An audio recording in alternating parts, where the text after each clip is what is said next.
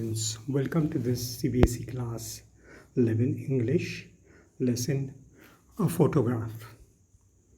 So let us see, we will try to understand the summary first. Let us take lines 1 to 4. What do we have in lines 1 to 4? The cardboard shows me how it was. Now look at the word cardboard that has been used. She has used the word cardboard to tell us that something that is not permanent and then something that can disintegrate very quickly. When the two girl cousins went paddling, each one holding one of my mother's hands, and she, the big girl, some 12 years or so.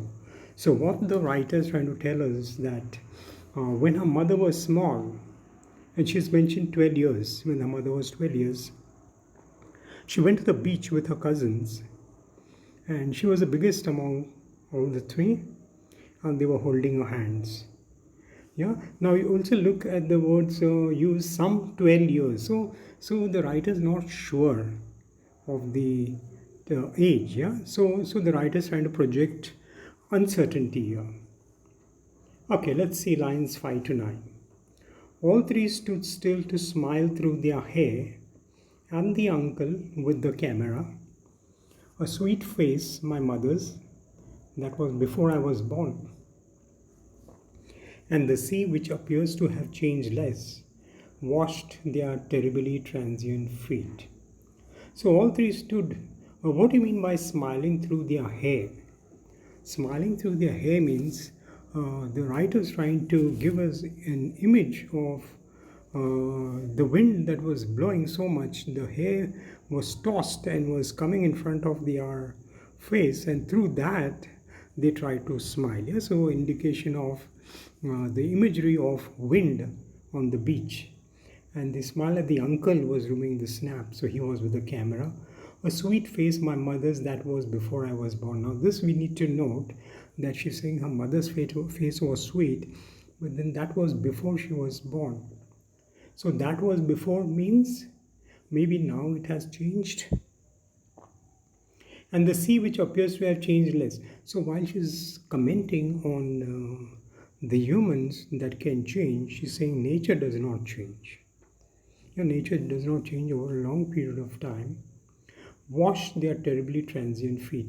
Now, as they were walking, their footprints were formed on the sand, and when the waves came, the waves washed away the footprints. Again, this is a nice imagery to give us an idea and to get the message across to us that maybe life is like this. Life is transient. Life is not permanent. It can be washed away immediately. Yeah, and the comparison is here with human beings and nature. Yeah, the sea may have been there for 5,000 years or 5 million years. Yeah, but human beings are there only for 100 years. So I think that is a message the writer is trying to give us here. Let us see, what do we find in lines 10 to 15? Some 20-30 years later, she laughed at the snapshot. See Betty and Dolly, she'd say, and look how they dressed us for the beach. The sea holiday was her past. Mine is a laughter, both wry with the labored ease of loss. Now, look at this first line that she's saying is 20-30 years later. So here again she's not sure. Was it 20 or was it 30? So again projecting uncertainty. Yeah. So constantly the writer is trying to project uncertainty, because uncertainty is again one of the characteristics of human life. So if we are talking about human life and comparing human life to nature, then this is one of the important characteristics. Yeah, it's uncertain. So constantly projecting uncertainty. She laughed at the snapshot. See Betty and Dolly. She'd say how they look, how they dressed us for the beach. Now, why is she finding this odd? Why is she finding this different? Maybe when she was young, the dress sense was different, and now she's older, the dress sense has changed. Therefore, she's finding it difficult. So things change. So again, here one more hint at change that is taking place in life. Yeah, the sea holiday was a past. Means when the mother was looking at that photograph, when she was older, 30, 40 years of age, she was looking at that photograph and she was actually smiling and laughing, but now the laughter is no longer there. Yeah, because you see, it is mentioned mine is her laughter. That means writer saying that laughter is no longer there. That laughter of the mother is a past. And what is a past for the mother? Her youth is the past. When she looks at it, she was just 12 years. Now she's older, so her youth is gone. Yeah. So both vie with the labored ease of pain. So here both mother and the writer has lost something. The mother has lost her youth, and the writer no longer hears the laughter of the mother. So both have lost something, and they're struggling very much to overcome this loss. Yeah. So the word labored ease, they are opposite words. Yeah. You can't labor and you can't have it. It can't be easy at the same time. So struggling to overcome this loss. Now let's see what we have in the last stanza, that is line 16 to 18. It's a very small stanza. Now she's been dead nearly as many years as that girl lived. And of this circumstance there is nothing to say at all. It's silence, silences. So here in the third stanza, she's telling us, as she's recalling this entire thing, that her mother has been dead now almost 12 years ago. Yeah, and the writer is feeling really very, very sad. To what extent she's sad? Well, to a great extent, because she says that of this circumstance there is nothing to say, which means she is speechless, she is paralyzed. Yes, it is to that extent. Yes, so that is the havoc loss can create. It's silence, silences. Now, two times the word silence is used. The first silence refers to the silence of the mother, because the writer can no longer hear the laughter of the mother. And the second silence refers to the writer, the impact of this on the writer. The writer is now silent because of this loss. So let's understand some of the themes. Some of the themes are change, impermanence, mourning, because you see the entire tone of this poem is sad. Yeah, they're struggling to overcome a loss, the mother and the daughter. Yeah, so these are the themes of this. Oh, okay, another theme that we found also coming regularly here is the uncertainty that has been mentioned. Yeah, so that is also one of the characteristics of human life, just like these other three. Now let's understand the themes. We have mentioned that change versus impermanence. So change is mentioned, impermanence is mentioned. What is the difference? If one goes at a very deep level and tries to understand, it's going to be difficult to understand the difference between change and impermanence. Impermanence is because things have changed, or change means things will not be permanent. So actually, they are two sides of the same coin. But let us see how we understand these two words that are part of the same coin. See, when we talk of change, it on the left hand side, if you see the word change, it has a slightly positive connotation. That means it slightly reflects something more positive. It happens over a period of time. It evolves and evolves for the better, and things change for the better. So it's a slightly positive connotation. But when you come on the right hand side, we have impermanence. Impermanence is more having a negative connotation, because it implies we lose something. Something that was there is no longer there with us. Yeah, and one thing we need to keep in mind here, and I think is reflecting in the poem, that human beings cannot digest or find it very difficult to accept loss. I think we have seen it in the poem. We have seen the impact on the writer of this particular loss. Yeah, so in that sense, we say impermanence is a negative year. Let's see. What is the structure of the poem? See, the first stanza is made up of 9 lines, the second stanza has 6 lines, and the third stanza has 3 lines. Now, this gives us an impression of an exhaustion. This is very similar to, say, you running. When you run, at the beginning you're full of energy, so you have great speed and stamina, and then as you progress, it reduces and you go slow, and finally you come to a stage where you want to stop. Yeah, so I think the same thing is happening here. We are seeing exhaustion, that in the end, energy is running out, maybe enthusiasm and life is draining out, and therefore maybe she was not able to write much, and the final stanza is only just 3 lines. Yeah. Now, what is the reason for the exhaustion? Let us try to understand the reason for the exhaustion. If you see the first stanza is a little bit positive because it tells you about the mother and her early days, and it was very nice. So it was happiness. So positive. So it is big. It is full of energy. It is full of life. Now the second stanza changes, and we notice in the second stanza that the positive changes to negative.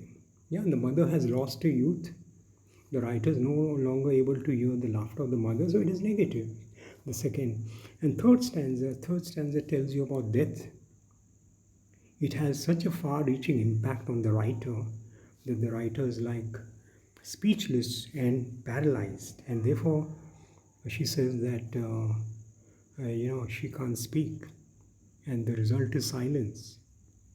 Yeah, so it's like running the race, and at the end you're so tired that you don't have energy to move any further. So this is the reason for exhaustion. Yeah, so possibly when we struggle with loss, we are not able to overcome. It can drain us. Yeah, just like running could drain us of our energy and our stamina. Loss in our lives can drain us of our life's energy and take away a lot of things along with it. Okay, let's see. Uh, what is a rhyme scheme? Now there is no rhyme scheme here if you see. See, rhyming is when you either you have the first line rhyming with the second line, or the first rhyming with the third, and the second with the fourth. Now this becomes very nice for the reader to read, yeah, especially because of the sounds, and it becomes interesting. But to do that also, what happens is we need this sort of what do you call it, discipline. The skills are required to possibly write. The effort is required to write that way in a rhyme. Now you can imagine at this stage when the writer is telling us this, do you think she's in that frame of mind where she can put in the effort, give the time, or be very disciplined and focus and concentrate to write and write in a rhyme scheme? No. Possibly that is one reason why she has not written in a rhyme scheme. It is a free verse. She just wrote whatever was coming in her mind. She's upset. Yeah. So that again indicates and gives us an indication of how loss can impact human beings. Let's see. Let us also come and try to analyze the title. The title is a photograph is mentioned, and one wonders why it is not mentioned the photograph. Now, is an article in grammar. Is an article of uncertainty, not definite. Yeah, like how you say, give me a apple, give me an apple. You give me any apple that is there, that's fine. Or give me the red apple, yeah? So then you are specifying. Now, when we use the word we are actually referring to something that is not definite. And right now, this one moment in her life is not definite because it does not define her. For example, as if you are to receive a national award, you will say that is the moment in my life because that moment defines you. It makes your life, it can make your future. You're receiving a national award, so it's the moment. Yeah. Whereas this is just a moment. What has happened here in the photograph is just a moment from the thousands and millions of minutes and seconds that the mother and the writer had. So that's why it tells us about things are very short-lived. Second thing is why the word photograph has been used. I'm wondering, why it could be my life story, yeah, or my family. Why is a photograph? Because again, photograph is just a still that is captured by the camera. It's a split second. Yeah, this photograph actually depicts a split second of her life. So again, the question is, why does she get hooked on to something that is as short as a split second? Is life all about a split second? No. Life is more than that. Life is so many seconds, so many minutes, so many hours. And why do we get hooked?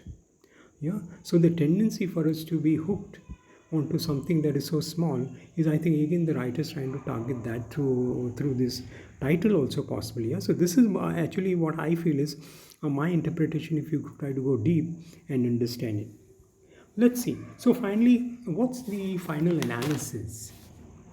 Yeah, of this poem. If we try to understand, well, I would say firstly it's a tribute to her mother who was very dear to her, whom, okay, there's a spelling mistake in whom she held close to her heart. Maybe we too need to hold people close to our hearts, especially parents. Now, that's a powerful message, a good message for the world. Yeah, we need to hold people close to our hearts, especially our near and dear ones, and especially parents. And I think that is coming out very strongly, very nicely. Because if her mother was not dear to her, this would not be an impact. You see the impact, how she has been drained gradually, how she's exhausted, how she came to a stage where she is almost speechless, paralyzed, and silent because she held her mother close to her heart. She was dear. So that's a powerful message. We'll take that. Secondly, at a deeper level, is the writer trying to tell us more? What about so many other things that we hold close to our hearts? How will it impact us if we have to let go of those things? Yeah.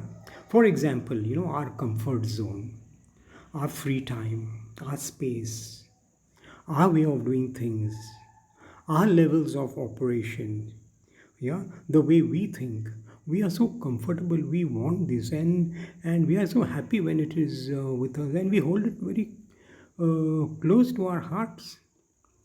But if, like the writer, there comes a time where we have to give it up, then I think, like the writer, we also will be drained of our life's energy, of our creativity, of our productivity. I think that is also a message that we can possibly take home from this lesson. Let's see.